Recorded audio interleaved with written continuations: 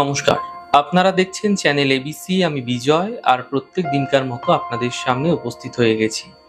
আজ আমি আপনাদের সঙ্গে এখন আলোচনা করব একটি দুর্লভ কিন্তু উপলব্ধ বিষয় সম্পর্কে। এই জিনিসটি হচ্ছে শিয়ারশিঙ্গি। এই জিনিসটিকে সাক্ষাৎ মা চামুন্ডার উপস্থিতি বলে মনে করা হয়ে থাকে। এটিকে অভিষিক্ত করার পরে জাগ্রত করে যেখানে রাখা হয় সেখানে কিন্তু মা চামুন্ডা বাস করে থাকেন, এমনটি মনে করা হয়ে থাকে। আসলে এই বস্তুটি জন্মায় শেয়ালের মাথার উপরে। শেয়াল যখন অতি বৃদ্ধ হয়ে পড়ে তখন তার মাথার উপরে এক ধরনের শক্ত মাংসপিণ্ড জন্মায়। শিয়ালটি মারা গেলে আদিবাসী যারা মানুষ রয়েছে তারা এটিকে কেটে নিয়ে আসে এবং এর এত ক্ষমতা যে বিভিন্ন সমস্যার সমাধানের জন্য এই জিনিসটির সাহায্য বিশেষ করে তন্ত্রের প্রয়োগের ক্ষেত্রে নেওয়া হয়ে থাকে। আর্থিক সমৃদ্ধির জন্য আপনারা এই প্রয়োগটি কিভাবে করবেন, দেখুন বিশেষ লাভ আপনারা কিন্তু অবশ্যই পাবেন। যদি ঠিকভাবে করতে পারেন ফায়দা দ্রুত দেখতে পাবেন। করুন। দেখুন, প্রত্যেক ব্যক্তি কিন্তু নিজের আর্থিক সমৃদ্ধি কামনা করে থাকেন। এই উপায়টি আর্থিক সমৃদ্ধি বৃদ্ধি করার ক্ষেত্রে কিন্তু অত্যন্ত কার্যকরী। যে কোনো শুক্রবার দিন সন্ধেবেলা স্নান করার পরে সাদা বস্ত্র ধারণ করে একটি স্টিলের থালার মধ্যে কিছুটা গম রাখবেন এবং তার উপরে একটি লাল চেলি কাপড়, রেশমি কাপড় রাখতে পারেন, ভালো হবে। তার উপরে কিন্তু এটি রূপোর ঢাকনাওয়ালা কৌটো রেখে দিন। এই রূপোর ঢাকনাওয়ালা কৌটোটি খুলুন এবং তার ভেতরে অল্প লাল সিঁদুর দিয়ে তার মধ্যে শিয়ারশিঙ্গিটিকে রেখে দিন। এবার এই মন্ত্রটি, ছোট্ট মন্ত্র, ওম শ্রীং মহালক্ষ্মী শ্রীং ওং 108 বার জপ করবেন। পদ্মবীজের মালাতেও জপ করতে পারেন, অত্যন্ত ভালো হবে। স্ফটিকের মালাতেও জপ করতে পারেন। এবার কি করবেন, কৌটোর ঢাকনাটা বন্ধ করে দেবেন। হয়ে গেল। এরপর সব শুদ্ধ ওই লাল চেলি কাপড় যেটা রয়েছে সেটাকে আপনারা বেঁধে নেবেন। লাল চেলি কাপড়টা দিয়ে ওই পুটলাটাকে, ওই কৌটোটাকে বেঁধে দিলেন। বেঁধে আপনি যেখানে অর্থকড়ি রাখেন সেখানে আপনি রেখে দিন। গমগুলি কি করবেন, কোনো গোমাতাকে খাইয়ে দেবেন বা পাখিকে খাইয়ে দেবেন। এতে আপনার আর্থিক সমৃদ্ধি অবশ্যই বৃদ্ধি পাবে। ছোট্ট প্রক্রিয়া, অত্যন্ত সহজ প্রক্রিয়া, এটা করুন। এই উপায়টি যদি আপনারা অমাবস্যার রাত্রিবেলা 12টা থেকে 2টোর মধ্যে করছেন তবে অত্যন্ত দ্রুত ফল লাভ হতে পারে। আর যদি সম্ভব না হচ্ছে তাহলে শুক্লপক্ষে শুক্রবারে করতে পারেন, তাও কিন্তু সুফল মিলবে।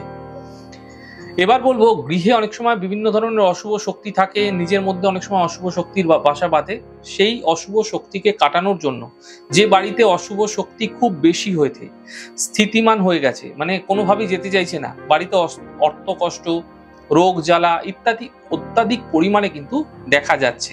এর ফলে বিবাদ বিসংবাদ অত্যন্ত বেড়ে যায়, যার ফলে বাড়িতে শান্তি কিন্তু একেবারেই থাকতে দেখা যায় না। যদি এরকম পরিস্থিতিতে আপনি রয়েছেন তাহলে এই ছোট্ট প্রক্রিয়াটি করে কিন্তু আপনারা এই সমস্যা থেকে মুক্ত হতে পারেন নিশ্চিতভাবে। কি করতে হবে দেখুন, একটি শিয়ারশিঙ্গি নিয়ে যে কোনো অমাবস্যার রাত্রেবেলা পূর্ব মুখে করে বসে যান।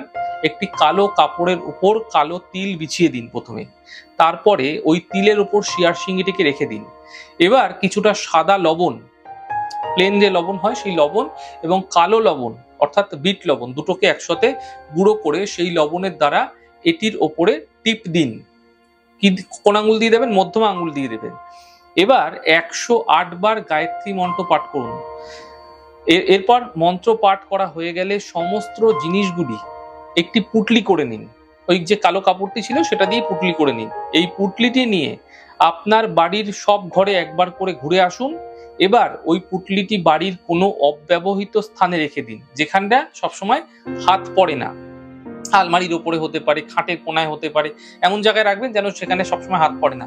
পরের দিন সকালে এটিকে জলে বিসর্জন দিয়ে দেবেন। বিসর্জনের পর একটি নারকেল নিয়ে বাড়িতে ঈশ্বরকে স্মরণ করে ফাটিয়ে সেই নারকেল প্রসাদ হিসাবে সবাই গ্রহণ করুন। দেখবেন খুব দ্রুত আপনার বাড়িতে যে অশুভ শক্তি রয়েছে সে অশুভ শক্তি দূর হয়ে যাবে। এই প্রক্রিয়া কিন্তু আপনারা অমাবস্যার দিন করুন, নিশ্চিতভাবে আপনারা খুব দ্রুত ফায়দা মিলবে। কারণ সামনেই মহালয়া অমাবস্যা রয়েছে, মহালয়া অমাবস্যাটিকে কাজে লাগান, ফায়দা আপনারা দ্রুত দেখতে পাবেন। যাদের বাড়িতে কোনো অশুভ শক্তির বাতাবরণ রয়েছে তারা কিন্তু এই সমস্যা থেকে সমাধানের পথ খুঁজে পাবেন।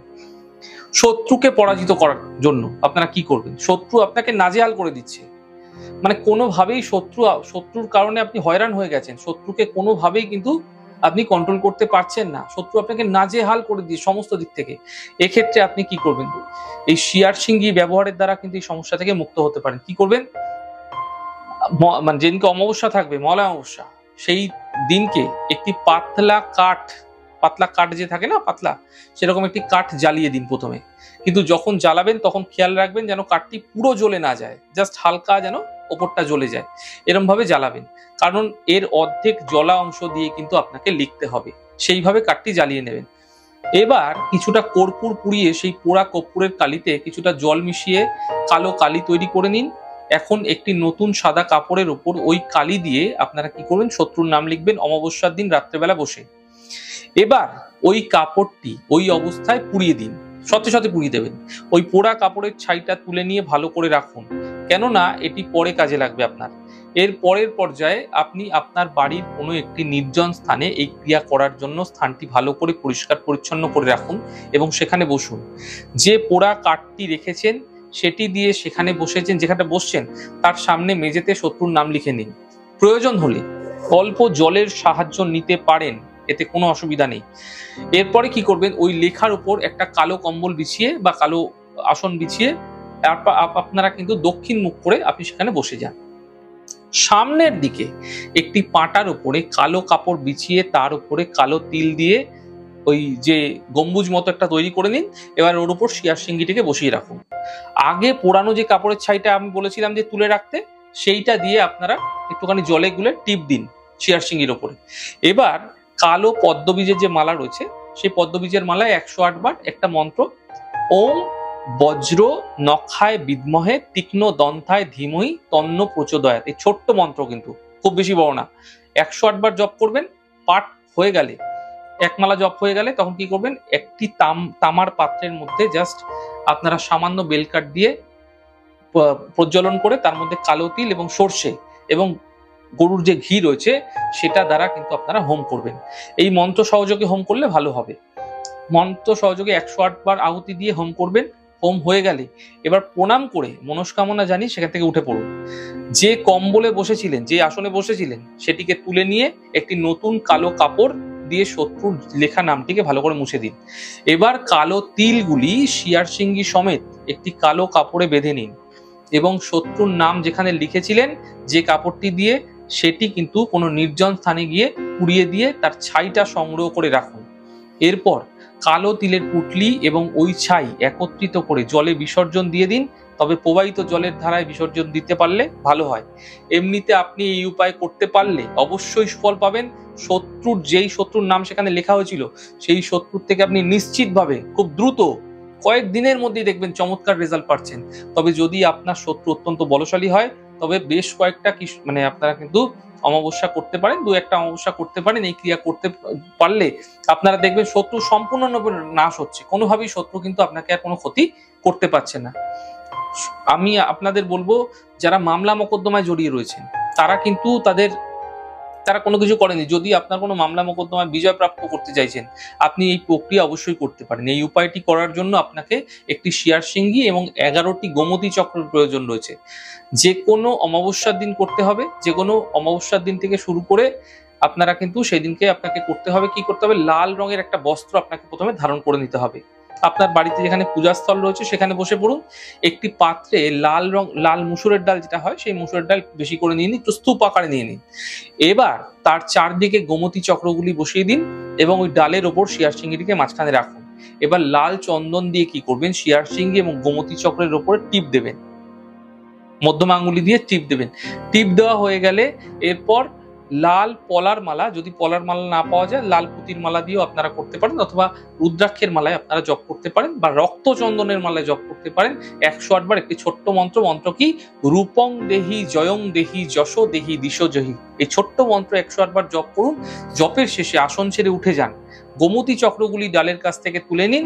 এরপর ডালের কাছ থেকে তুলে নেওয়া যে গোমতী চক্র যেখানে ছিল সেটা তো তুলছেন, তার সাথে সাথে শিয়ার সিঙ্গিটিকে একটি লাল কাপড়ে বেঁধে পুটলি তৈরি করুন। ওই পুটলিটি আপনার বাড়িতে কোনো ভালো স্থানে রেখে দিন এবং গোমতী চক্রগুলি পরপর 11 দিন প্রতিদিন একটা করে নিয়ে একটি নির্দিষ্ট সময় শ্মশানে গিয়ে, শ্মশানের মানে যে মাটি রয়েছে যেখানে শ্মশানে পোড়ানো হয় সেখানকার কাছাকাছি জায়গায় আপনারা কোনো একটা জায়গায় পুঁতে দিতে পারেন বা ফেলে দিতে পারেন। এরপর আপনি চাইলে ডাল শুদ্ধ পুঁটলি থেকে শিয়ার চিংড়ি বের করে নিয়ে বাকি পুঁটলিটা কোনো প্রবাহিত জলধারায় বিসর্জন করে দিতে পারেন। সেদিনকেও করতে পারেন, তার পরের দিনও করতে পারেন। শিয়ার চিংড়িটিকে কোনো রূপোর কৌটোয় রেখে ভালো করে ঢাকা দিয়ে একটুখানি সিঁদুর দিয়ে দেবেন। আপনার সম্পদ রাখার স্থানে রাখতে পারেন, এতে আপনার আর্থিক ক্ষেত্রেও ভালো হবে এবং আপনি যে মামলায় জয়লাভ করতে চাইছেন সেই মামলায় কিন্তু আপনি দ্রুত দেখবেন যে সমস্যায় আপনাকে ফাঁসানো হয়েছে, ফেঁসে গেছেন আপনি, সেখান থেকে কিন্তু আপনি বেরিয়ে আসতে পারবেন। কোনো অভিসন্ধিমূলক যদি সমস্যা থেকে থাকে সেক্ষেত্রে কিন্তু আপনারা বিশেষ লাভ পেতে দেখতে পাবেন আপনার মামলার ক্ষেত্রে, যদি আপনাকে কেউ ফাঁসিয়ে দিয়েছে। এই ছোট্ট কয়েকটি প্রক্রিয়া আপনাদের মহালয়া অমাবস্যার জন্য দিলাম। যে কোনো অমাবস্যাতেই করা যায় প্রক্রিয়া। অমাবস্যা তিথিতে আপনাদের যদি শত্রু সম্বন্ধী কোনো সমস্যা থাকছে, অর্থনৈতিক কোনো সমস্যা থাকছে, বাড়িতে কোনো অশুভ শক্তি থাকছে, অথবা মামলা মোকদ্দমা সম্বন্ধীয় কোনো জেরবার হচ্ছেন, কোনো মানে ভুলভাল আপনাকে মানে কোনো মামলা দিয়ে দিয়েছে, এমন ক্ষেত্রে কিন্তু দ্রুত দেখবেন আপনি সেই সমস্যা থেকে রেহাই পাচ্ছেন। এই ছোট্ট প্রয়োগগুলো করে আপনারা কিন্তু আপনাদের জীবনে বিশেষ ফায়দা পেতে পারেন। আমাদের এই ছোট ছোট আলোচনা আপনাদের কিরকম লাগছে? যদি ভালো লাগে তাহলে অবশ্যই কিন্তু আপনারা লাইক করতে, কমেন্ট করতে, সাবস্ক্রাইব এবং শেয়ার করতে বন্ধুদের সঙ্গে ভুলবেন না। অনেক অনেক ভালো থাকুন, সুন্দর থাকুন, সুস্থ থাকুন। আগামী পর্বে দেখা হবে।